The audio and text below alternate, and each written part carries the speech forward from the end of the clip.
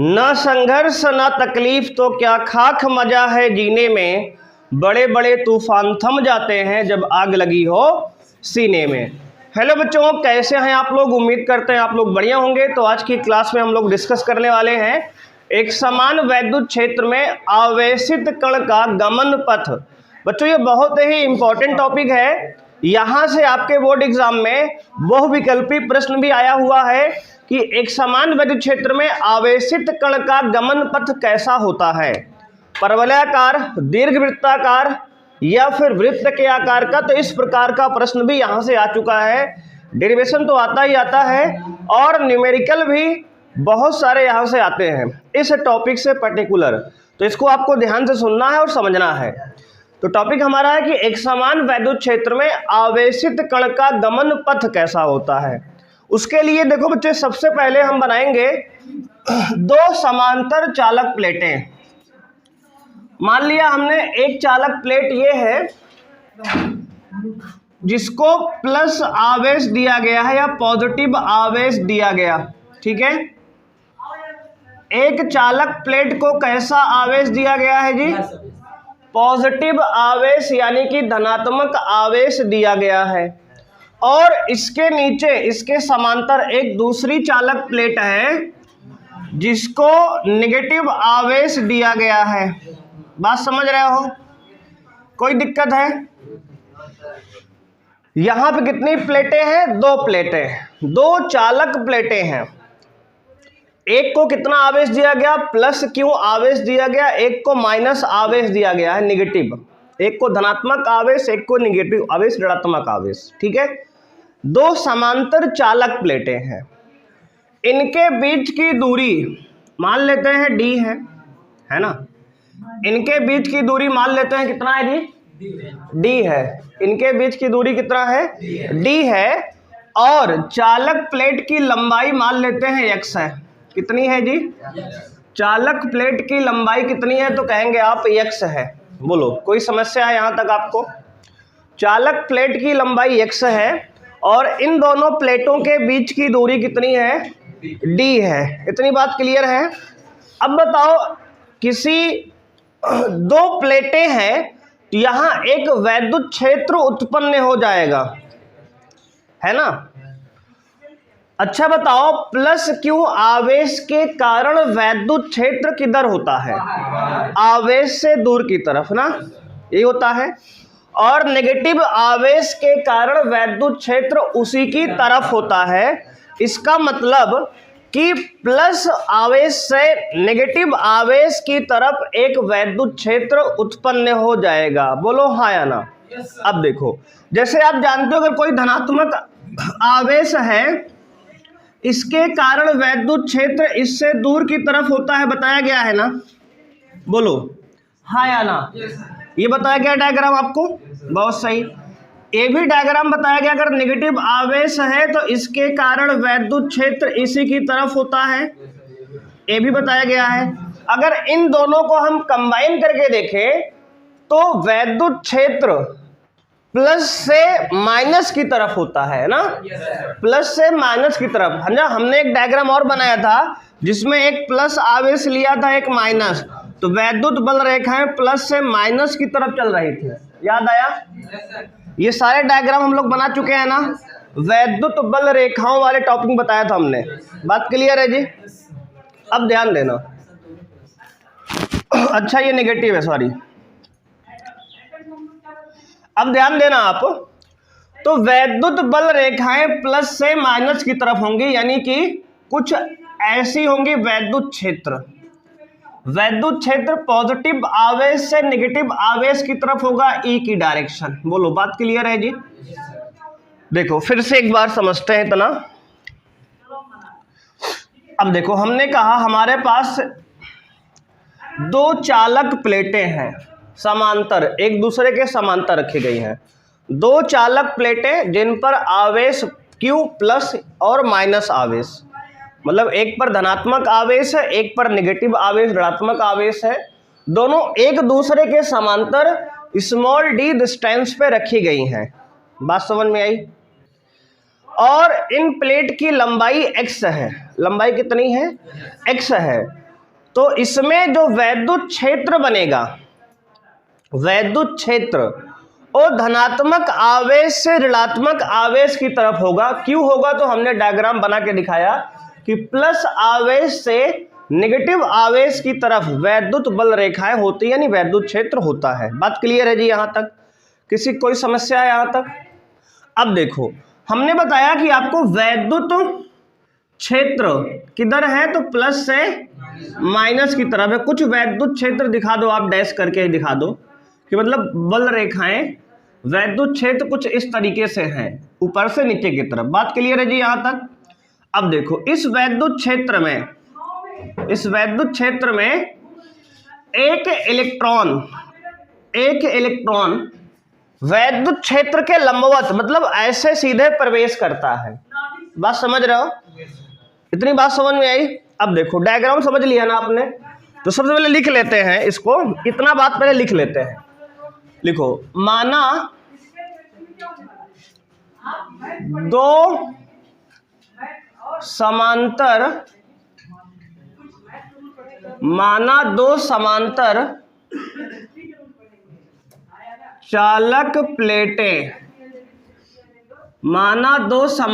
चालक प्लेटें, जिस पर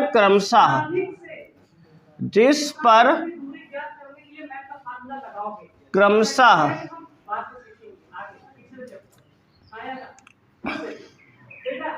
पॉजिटिव व नेगेटिव आवेश दिया गया है। देखो, आप ऐसा भी लिख सकते हो, दो समांतर चालक प्लेटें जिस पर क्रमशः धनात्मक तथा ऋणात्मक आवेश दिया गया है, इनके बीच की दूरी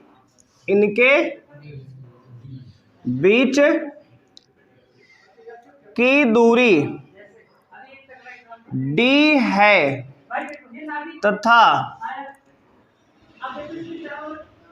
प्लेटों की लंबाई x है। ठीक है, प्लेटों की लंबाई कितनी है जी? x है। देखो, जो डायग्राम हमने बनाया उसको लिख दिया यहाँ पे। इतनी बात समझ में आई सबको? तो यहाँ दो समांतर चालक प्लेटें हैं जिन पर क्रमशः धनात्मक और ऋणात्मक आवेश दिया गया है। प्लेटों के बीच की लंबाई x है, उनके बीच की दूरी d है। और वैद्युत क्षेत्र क्या है? धनात्मक से ऋणात्मक की तरफ, धन आवेश से ऋण आवेश की तरफ। लिखेंगे आगे, तथा वैद्युत क्षेत्र धन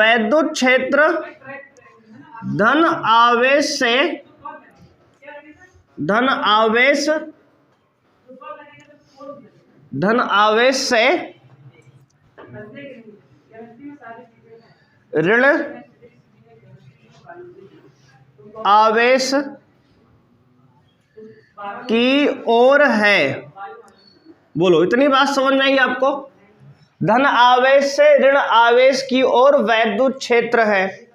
अब देखो, हमने कहा एक इलेक्ट्रॉन नए लाइन से लिखेंगे, एक इलेक्ट्रॉन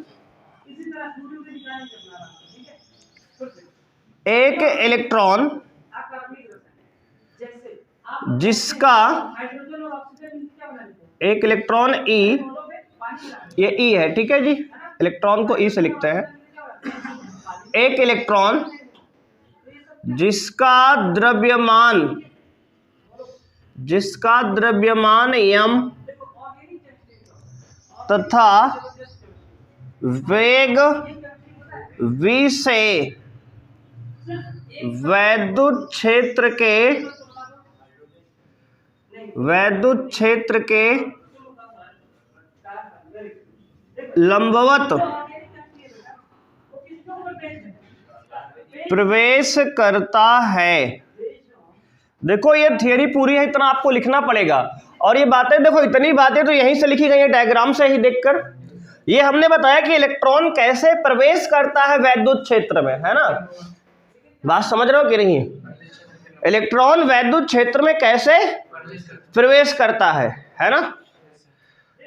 तो अब हमने बताया कि जो इलेक्ट्रॉन है वैद्युत क्षेत्र में उसके लंबवत प्रवेश करता है, जिसका द्रव्यमान m है, वेग v है और आवेश e है। बोलो बात समझ में आई। अब हमें ये बताओ, जब कोई इलेक्ट्रॉन किसी वैद्युत क्षेत्र में इंटर करेगा, प्रवेश करेगा, तो इलेक्ट्रॉन पे कैसा आवेश होता है? तो कहोगे ऋण आवेश होता है। बहुत सही है ना, इलेक्ट्रॉन पे ऋण आवेश है और यहां पे ऊपर वाली प्लेट पे धन आवेश है, नीचे वाली प्लेट पे ऋण आवेश है। तो कौन सी प्लेट इसको अपनी ओर आकर्षित करेगी? तो सब जानते हो ना कि नेगेटिव कौन आकर्षित करेगा? पॉजिटिव। ऊपर वाला नहीं आता है, जल्दी पहुंचा रहे हो। मतलब नेगेटिव को पॉजिटिव अट्रैक्ट करता है ना। मतलब ऋण आवेश को धन आवेश अपनी ओर आकर्षित करता है। ये पहला ही टॉपिक है ना, बात समझ रहे हो कि नहीं आप?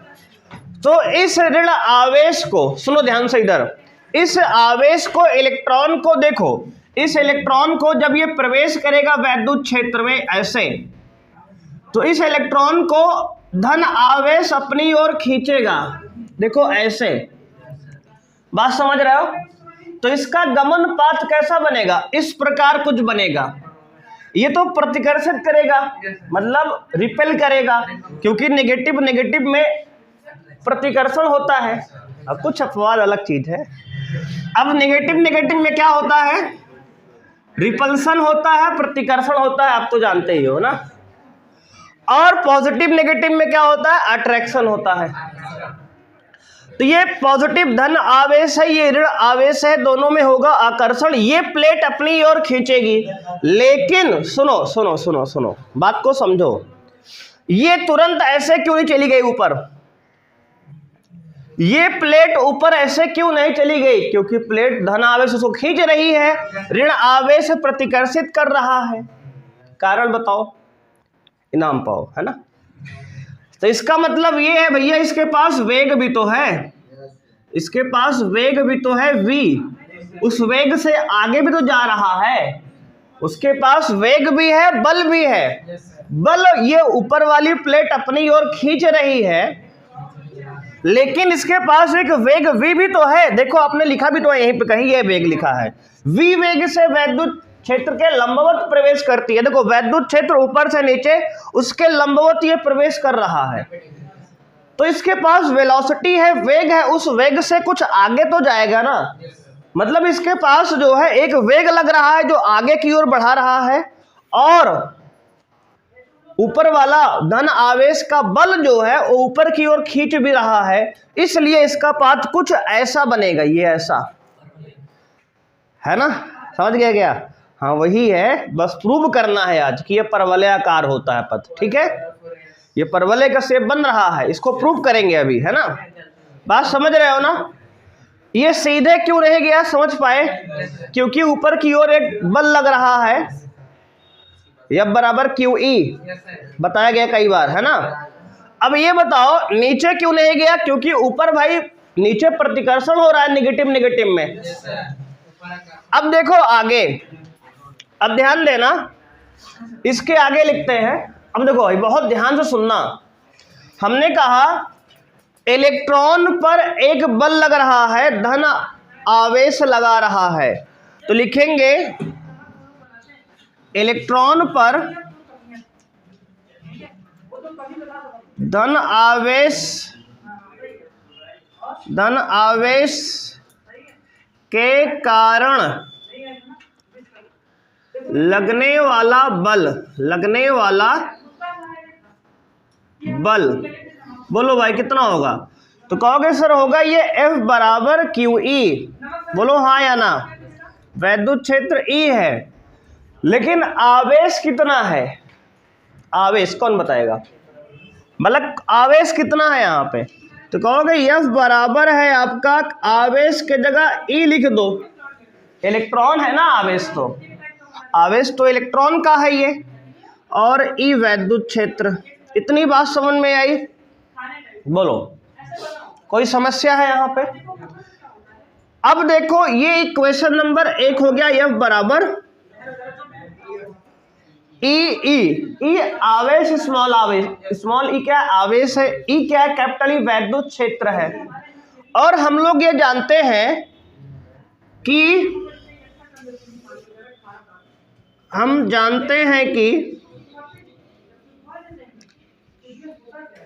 क्या जानते हैं?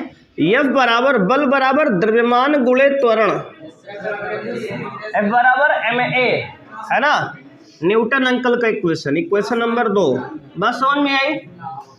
अब दोनों को अगर कंबाइन कर दें, समीकरण 1 व 2 को मिला दें तो क्या आएगा? समीकरण 1 व 2 से तो कहोगे ma बराबर हो जाएगा ई।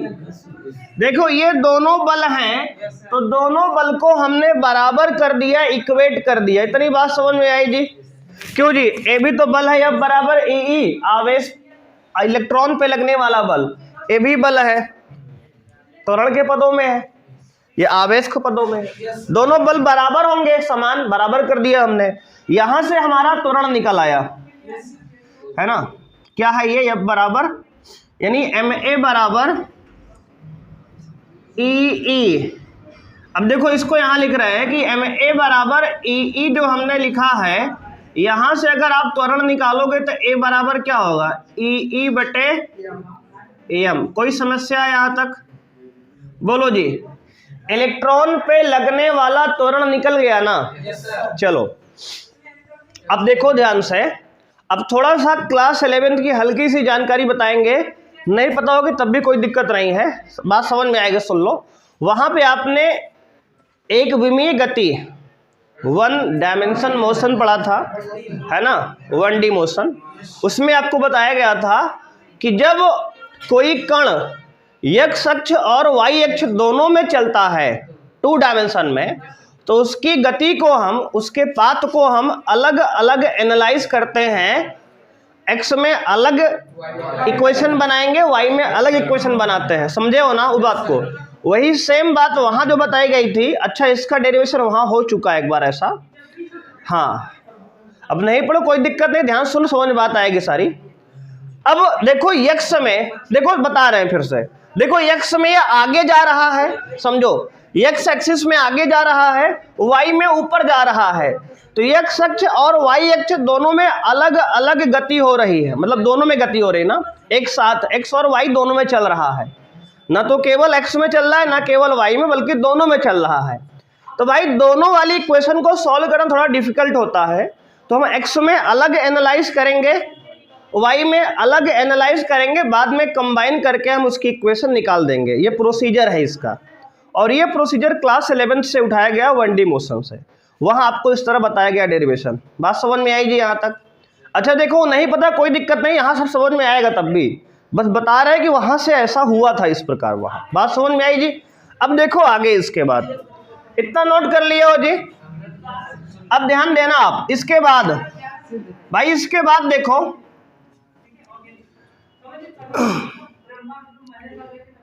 x अक्ष में गति, अगर हम x अक्ष में गति को ऑब्जर्व करें तो ये बताओ भाई विस्थापन x अक्ष में कितना हुआ है? बोलो। यस, x एक्सिस में डिस्प्लेसमेंट, देखो हम s बराबर ut plus half at square equation लगाने वाले, सेकंड इक्वेशन, गति का दूसरा समीकरण, उसमें s बराबर ut plus half at square आएगा, तो सबकी वैल्यू लिख रहे हैं, ध्यान दे रहे हो? x मतलब x अक्ष में विस्थापन। अब ध्यान से देखो, x अक्ष में विस्थापन आपका यहां से लेके यहां तक हुआ है, मतलब ये पूरा x है। बात समझ में आई? तो इसको लिख दिया x, कोई दिक्कत?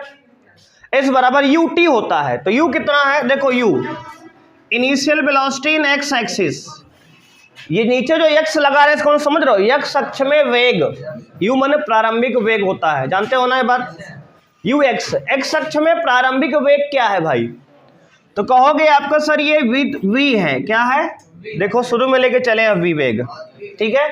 s बराबर u हो गया, t आता है टाइम, मान लेते हैं टाइम जो है, टाइम मान लो इसने t लिया, यहां से यहां जाने में मान लो इसने टाइम कितना लिया, अच्छा जितनी देर में x में चला है उतनी देर में y में चला है, कि x और y में अलग अलग समय के लिए चला है? नहीं भाई, ये एक साथ चल रहा है, कुछ x में कुछ y में, तो टाइम x और y एक्सिस में दोनों में समान लगा है, तो टाइम दोनों में यही रहेगा। अभी लिखेंगे उसका भी अलग से। हम x अक्ष में गति के लिए हमने लिखा विस्थापन x हुआ है, इनिशियल वेलोसिटी प्रारंभिक वेग v है, टाइम t है, s बराबर ut plus half at square a लिखते हैं। एक्सेलरेशन x एक्सिस में क्या होता है?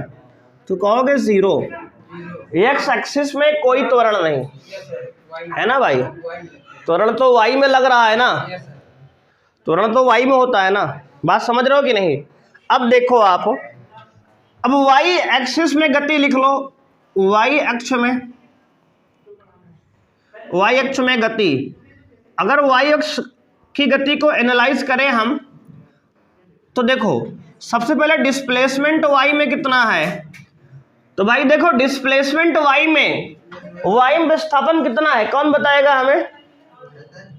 y में विस्थापन, तो कहोगे भैया यहां से जब जाता तब d होता ना, तो यहीं से गया है ऊपर, मतलब ये विस्थापन है ये, तो मान लेते हैं ये y है, कितना है? y है। बात समझ रहे हो? विस्थापन तो इतना ही है भाई, समझ रहे हो कि नहीं? यहां से यहां ये पूरा d था विस्थापन, जब यहां से चलना शुरू करता वहां तक जाता तब d होता है ना, तो विस्थापन मान लेते हैं y। उसके बाद वेग, y में वेग कितना है, तो कहोगे y में कोई वेग नहीं है, x में प्रवेश किया है वेग v से, तो y में वेग क्या होगा? समझ रहे हो ना इक्वेशन कैसे बना रहे हैं? अब देखो आगे, उसके बाद समय तो हमने कहा दोनों भाई बराबर ही रहेगा, और त्वरण a y में, तो कहोगे उसकी वैल्यू a होगी जो हम निकाले हैं e बाई m निकाल चुके हैं। इतनी बात सबको समझ में आ गई जी? ये बताओ आप इधर का नोट कर लिए हो ये थ्योरी पूरी? चलो अब इतना हम मिटाएंगे, सब लोग लिखो ना। अब देखो इधर, इतना सबको समझ में आ गया जी? अब देखो एक क्वेश्चन बनाने हम चल रहे हैं, ध्यान देना आप। अच्छा ये डेरिवेशन बहुत आसान है, याद भी हो जाएगा, ध्यान सुनते रहोगे तो एक बार में। और इस पर क्वेश्चन कई बार आया है, देखो डायरेक्ट नहीं तो इनडायरेक्ट पूछा गया है, तो न्यूमेरिकल पूछ लेगा, कई बार पूछा है। इस पर बहुविकल्पी सवाल पूछा गया कि किसी एक समान वैद्युत क्षेत्र में अगर कोई इलेक्ट्रॉन वैद्युत क्षेत्र के लंबवत प्रवेश करता है तो उसका गमन पथ कैसा होगा। उसमें ऑप्शन दिया था 4 ऑप्शन, तो जब पता रहेगा तभी तो आप करोगे ना उसमें। बात समझ रहे हो कि नहीं? अब देखो चलो भाई एक्स एक्सिस की बात करें, एक्स अक्ष में गति के दूसरे समीकरण से, भाई एक्स अक्ष में समीकरण लगा रहे हैं, एस एक्स बराबर you x plus A x, ये क्या लिख रहे हैं यार, एस बराबर U T plus half A T square होता है ना equation, half A T square, ठीक है जी। देखो एस बराबर U T plus half A T square, तो सर ये एक्स क्यों लगा रहा हो बार बार? भैया एक्स अक्ष में समीकरण लगा रहे हैं ना, जितने वेरिएबल है सब में एक्स लगा दिया, इसलिए टाइम में क्यों नहीं लगा है? क्योंकि एक्स और वाई दोनों टाइम सेम है। कारण समझ में आया सबको ना? हाँ अब देखो ये एक्स अक्ष में विस्थापन एक्स है बराबर वेग एक्स अक्ष में v है और टाइम t है प्लस हाफ इंटू त्वरण x में 0 है इंटू टाइम t है। भैया 0 होगा पूरा सब खत्म हो जाएगा, इतना 0 तो बच गया x बराबर वी टी। तो यहां से अगर भैया t निकालेंगे t बराबर आएगा x बटे v। कोई दिक्कत किसी को?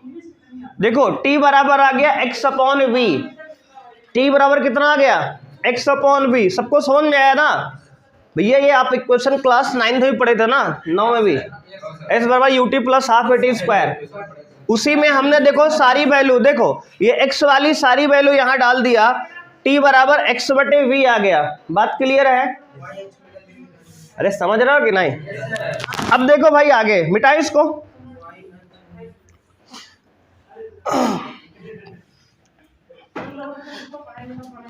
अब देखो लिखेंगे y अक्ष में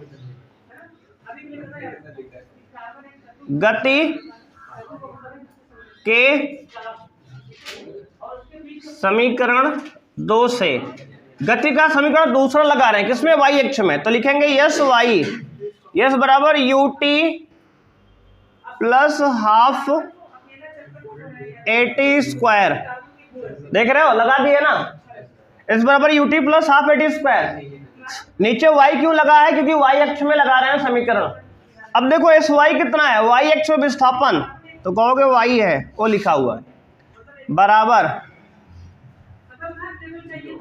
y अक्ष में वेग 0 इंटू टाइम, कुछ भी रहे 0 ही हो गया, प्लस हाफ इंटू त्वरण y अक्ष में क्या लिखा है, ओ लिखा है देखो E/m इंटू टाइम।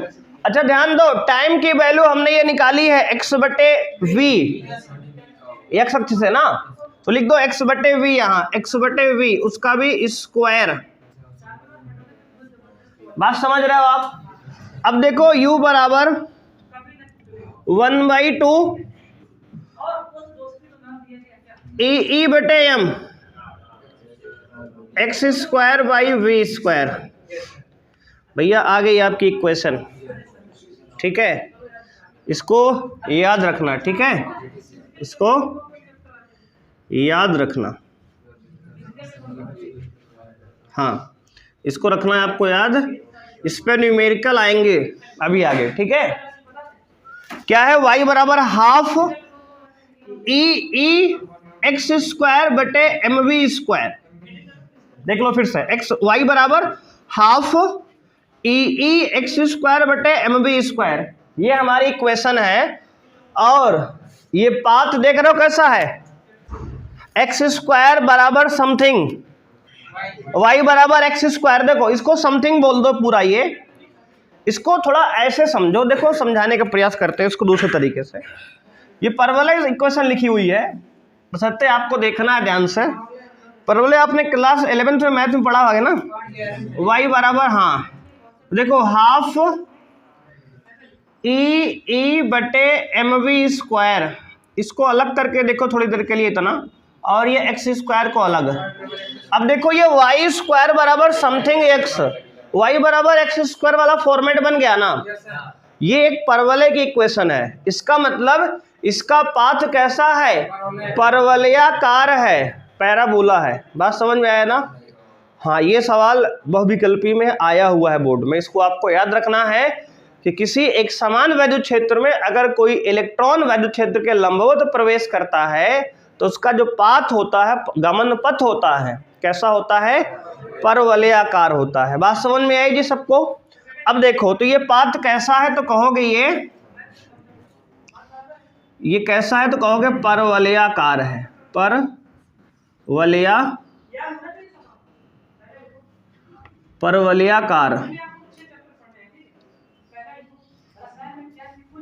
परवलयाकार पथ है, ठीक है जी, इसको याद रखना है आपको।